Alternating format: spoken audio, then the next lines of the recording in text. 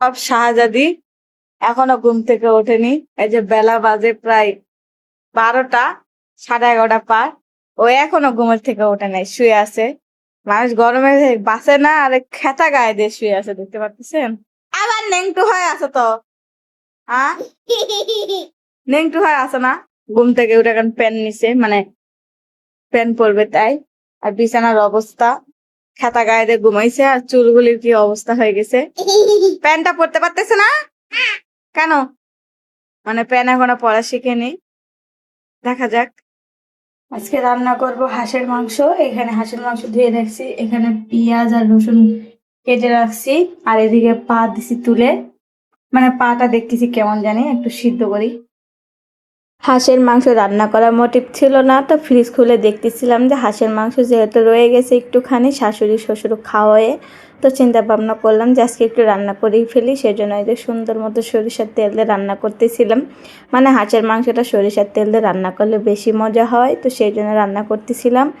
পেঁয়াজটা হালকা ভেজে নিলাম, নিয়ে সুন্দর মতো মশলা ফসলা দিয়ে দিচ্ছিলাম। তো একে একে দিচ্ছিলাম, হয়তো বা সেই জন্য একটু দেরি হয়ে যাচ্ছিলো। তো আমি কী করবো, আমাকে তো সব কিছু করতে হবে। রান্না তো সব মেয়েরা এভাবেই করে থাকে, মানে এক একজনের রান্না এক একভাবে করে, ধরন কিন্তু আলাদা হয়, কিন্তু রান্নাটা শেষে দেখা যায় একই রকম হয়ে যায়। কেউ ঝোল করে, কেউ ভুনা করে, মানে এক একজনের প্রসেস এক এক রকম হয়। তো যাই হোক, এদিকে সম্পূর্ণ মশলাপাতি দিয়ে দিচ্ছিলাম। আর হাঁসের মাংসের মধ্যে একটু মরিচ বেশি দিলে বেশি ভালো লাগে, তো এই সেজন্য বেশি করে মরিচ দিয়ে নিলাম। দিয়ে সুন্দর করে নাড়াচাড়া করে নিচ্ছিলাম। আর পরে মনে হচ্ছিলো কী যেন দেই নাই, কী যেন দেই নাই। পরে ভাবতেছিলাম পানি দেই নাই, তো পানি না দিলে তো কষানো হবে না, সেই জন্য সুন্দর মতো একটু পানি দিয়ে নিলাম। পানি দিয়ে সুন্দর মতো নাড়াচাড়া করে রেখে দিব, মানে এটা তেল ছেড়ে দেওয়া পর্যন্ত।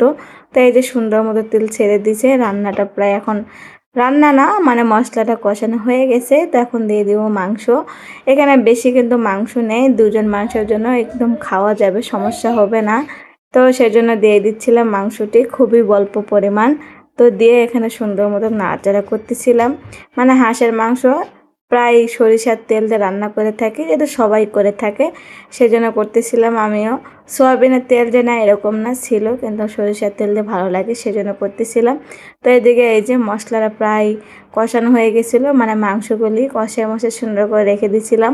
তো তেলের মধ্যে এতক্ষণ ধরে কষাচ্ছি, এক ফোঁটা পানি দিছিলাম না। তো চিন্তা ভাবনা করলাম যখন পানি টানি দিয়ে দিলেই তো হয়ে যাবে তরকারিটা, কিন্তু আমার কষাতে কষাতে 2 পিস আমার হাজবেন্ড খাই ফেলছে অলরেডি। তো আর কী করবো, সেজন্য আরও কমে গেল। তো যাই হোক, কমে যাক, যার খাওয়া তাই তো খাইছে, আরেকজন তো খাই নাই। তো এদিকে পানি দিয়ে দিলাম, মানে ঝোল দিয়ে দিলাম। এভাবে রান্নাটা আমি করে থাকলাম আজকে। যাক, অবশেষে আমার রান্নাটা হয়ে গেছে, মানে ঝোল কমে গেছে, একটু তো ঝোল রাখতে হবে।